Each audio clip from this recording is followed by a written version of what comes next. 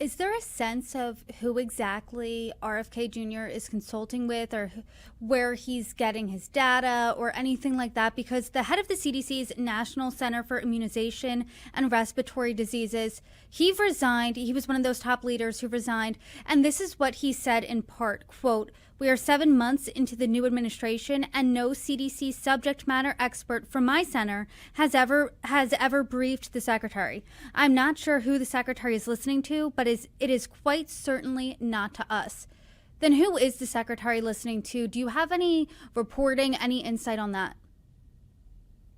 Sure. I mean, Secretary Kennedy surrounded himself with a number of people who are anti-vaccine crusaders, who one of whom he recently put in charge of uh, a task force to look at COVID vaccine safety.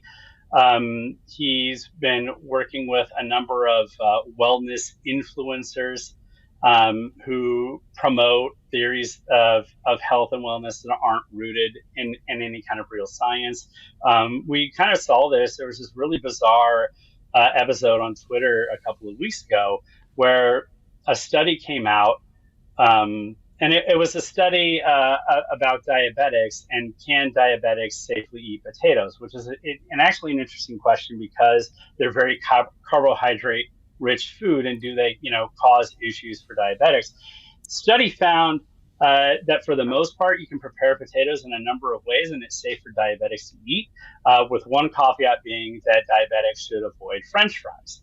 And to this study, which I think is seemingly uncontroversial, that French fries are not the healthiest food in the world, right? And this study was pretty clear that potatoes prepared this way are not healthy for diabetics.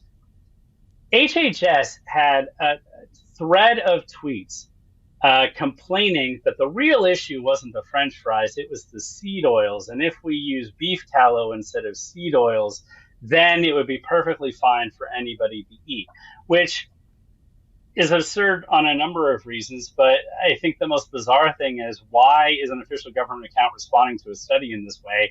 And why are we, in the name of making America healthy again, promoting eating French fries? That's, I love fries as much as the next person, but I eat them in moderation because they're not that great for you. They taste delicious, and that's because they are deep fried in oil. And it doesn't matter what kind of oil you fry it in, it's not going to be a healthy food. But this is the type of kind of conspiratorial thinking where you just kind of latch onto these little obsessions. And it's really rooted um, in a lot of the health and wellness influencers in kind of the greater MAGA movement. Right before uh, I went on to record this interview, I went to Donald Trump's Truth Social page to see if he had officially fired Monarez yet. And there wasn't any statement, but there were a lot of ads for ivermectin, which is an anti-parasitic drug that has become like this catch-all wonderful drug for people in the MAHA movement, being prescribed for a lot of diseases that is simply not effective for, because it's seen as this kind of magic bullet against COVID and a number of other things. It's not. If you have parasites, ivermectin is a great drug. If you have cancer or COVID, don't take ivermectin. It's as simple as that. But this is the kind of ideology that we're seeing influence Secretary Kennedy's policy decisions.